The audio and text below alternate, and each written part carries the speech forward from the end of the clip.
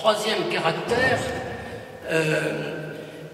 vous le lisez tous les matins dans les journaux, ou tous les soirs, si vous lisez des journaux du soir, on est dans un monde dont la dynamique économique est en train de s'inverser. Je suis désolé de recourir à ces lieux communs, mais nous sommes vraisemblablement en train de vivre la fin, comment je pourrais l'appeler, du colonialisme long.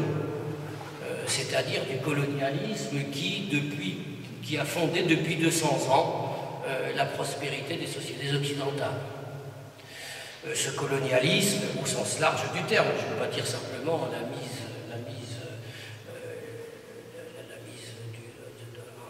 de la main physique sur des pays, hein, le colonialisme, l'impérialisme, si vous voulez, qui renvoie à cette idée d'échange inégal, à cette idée de marché captif, à cette idée d'énergie peu chère, qui sont les piliers, littéralement, de notre richesse d'occidentaux, qui est évidemment une richesse d'exploitation. Je ne dis pas ça pour critiquer qui que ce soit, j'en profite comme vous autres, mais on est vraisemblablement en train d'assister, au-delà du cycle politique de la décolonisation qui s'est achevé il y a quelques décennies, on est en train d'assister à la fin, j'allais dire, de la colonisation du long terme, par l'inversion des rapports de force économiques. Alors, vous savez très bien comment ça se concrétise, l'ouverture des frontières qui a généré beaucoup de richesses chez nous, mais beaucoup de capacités de développement, effectivement, dans ces pays qu'on appelait du tiers-monde il y a encore une vingtaine d'années, la montée en puissance des marchés financiers, le déplacement de la valeur vers le capital, du travail vers le capital, c'est ça qui structure notre économie à l'heure actuelle, et surtout le bond des économies émergentes. Alors ça traîne partout. Aujourd'hui, 52%, c'est-à-dire plus de 50% de la production industrielle mondiale est produite par les pays dits du Sud. Ça vous paraît peut-être pas beaucoup, c'est énorme. C'est énorme par rapport aux chiffres précédents.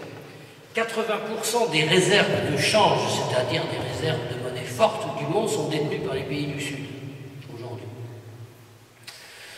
Et ils ont, je ne vais pas vous ennuyer avec les chiffres, hein, très ennuyeux, mais ces pays du Sud représentent 32% de la capitalisation mondiale. La grande tristesse, elle est résumée par le dernier G20 de Cannes, où on a vu ces arrogants pays européens, qui représentent quand même encore la première puissance commerciale de la planète et la plus grosse concentration de richesse du monde, passer la sémille à l'Inde et à la Chine, laquelle Chine a dit non merci d'ailleurs, dans un premier temps. Dans un deuxième temps, elle sera obligée de nous donner de l'argent parce qu'elle a intérêt à ce que nos économies ne s'effondrent pas pour pouvoir nous vendre ses productions. Donc elle nous aidera forcément. Enfin, le symbole était absolument terrifiant en réalité. Terrifiant. La Chine, respectivement selon les classements, la Chine et le Brésil, 2e, 6e puissance mondiale, etc. Tout ce qu'on sait, les classements importent peu, tout ce qu'on sait, c'est que le rapport de puissance économique est en train fondamentalement de s'inverser. Vous pensez à la Chine, au Brésil, etc., mais n'oubliez pas que derrière, il y a les autres pays émergents, l'Indonésie, la Malaisie, la Turquie, l'Afrique du Sud, le Mexique, etc. Autrement dit, nous assistons seulement au début de cette inversion économique. Évidemment, pour les rapports d'internationaux, c'est absolument fondamental.